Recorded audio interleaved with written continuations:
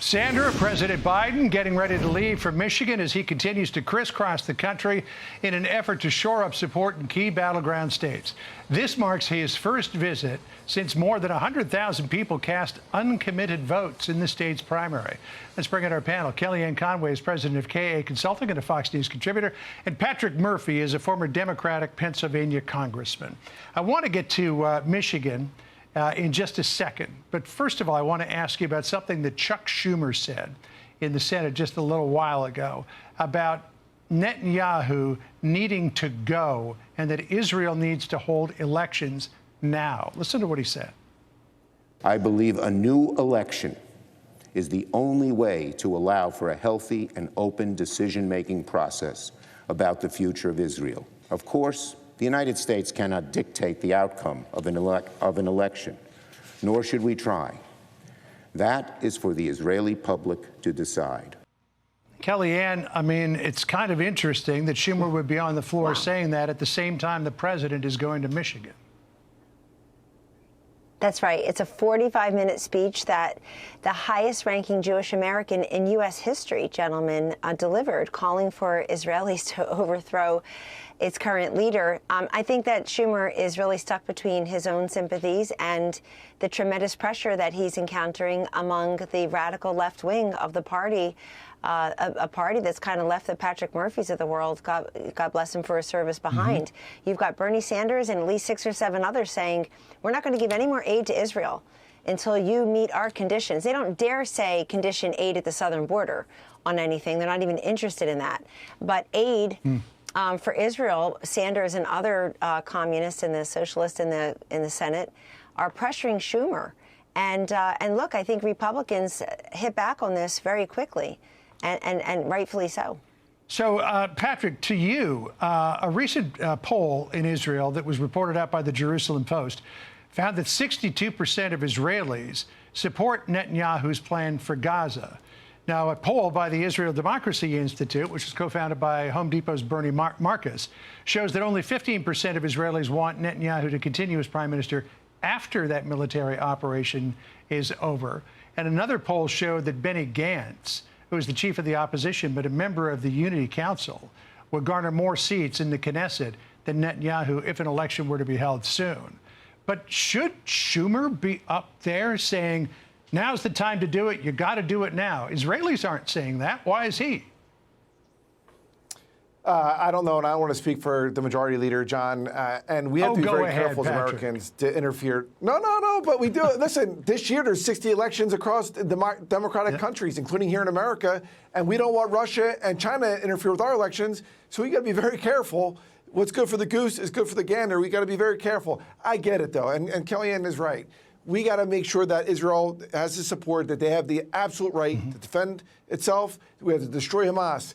But you have to couple that with the fact that there's been 30,000 civilians that have been killed, 2/3 of which are women. And when you do that, as Kelly mentioned, as you mentioned, the 82nd Airborne Division, when I was in Iraq with them, you know, every time you kill a civilian, it generates another 5 people who are going to be radicalized. So we have to be smart about this. It's a tough balance, and I'm praying and hoping that we come to a bilateral ceasefire, and I think we're at the 1-yard line to make that happen, hopefully. That situation that you just mentioned there about creating 1 new terrorist for each one that you kill, that is something we'll discuss with Dan Hoffman coming up later on in the program. 5 more, yes. Let's go back to Michigan. Real Clear Politics average shows Trump with a 4-point lead over Biden. And when you take a look at the results of the Democratic primary, Biden had 625,000 votes. There was 140,000 votes for people who weren't Biden, either uncommitted or Marianne Williamson or Dean Phillips. The risk for Biden here, Kellyanne, would seem to be that a lot of these Arab and Muslim Americans may simply stay home on November 5th. Absolutely. Or perhaps President Trump can reach out to a number of would-be Democratic voters who are disenchanted with Joe Biden. Look, in 2016, when I was Trump's campaign manager, we made a big push in Michigan. He was there a lot, along with Wisconsin and Pennsylvania. I think those 3 states are among the 6 swing states this next time, but I put them at the top of the list. Maybe fortunately for Joe Biden, they're 83% white, since he's bleeding support among African Americans and Hispanic Americans, as well as young people, according to, of all places, the New York Times Times poll. But we know the Democratic mayor of Dearborn, Michigan, already is against Biden. We know that he had a no confidence vote. Listen, gentlemen, this is not people. This is not Hillary versus Bernie in the primaries in 2016, where Bernie's beating her in a lot of contests. This is people saying, I don't have confidence in the sitting president of my own party. That is a significant indictment against him, and I think that's why Trump is beating him. That plus the auto workers and the rank and file, forgotten men, forgotten women, forgotten children in Michigan want Trump back. Patrick, as we watch Air Force One departing Milwaukee, where it's pouring with rain, headed for Michigan, wiping off the camera there. Final word to you. Well, hopefully the Philadelphia Sixers beat the Milwaukee Bucks tonight. But no, listen, in Michigan, Kellyanne, 13% were uncommitted, but 30% on the other side, the Republican side, voted for Nikki Haley. So, Joe Biden won, beat Donald Trump 4 years ago by 154,000 votes. He is taking nothing for granted. He's been in 4 battleground states the past week, and he's 2 in next week. So in the Army, in the Pentagon, we say amateurs talk strategy, experts talk logistics. That's why Joe Biden is in these battleground states to deliver a victory this November 5th. Yeah, we should point out just as we go that the number of people who voted speaking against of the him Army, the fact that West Point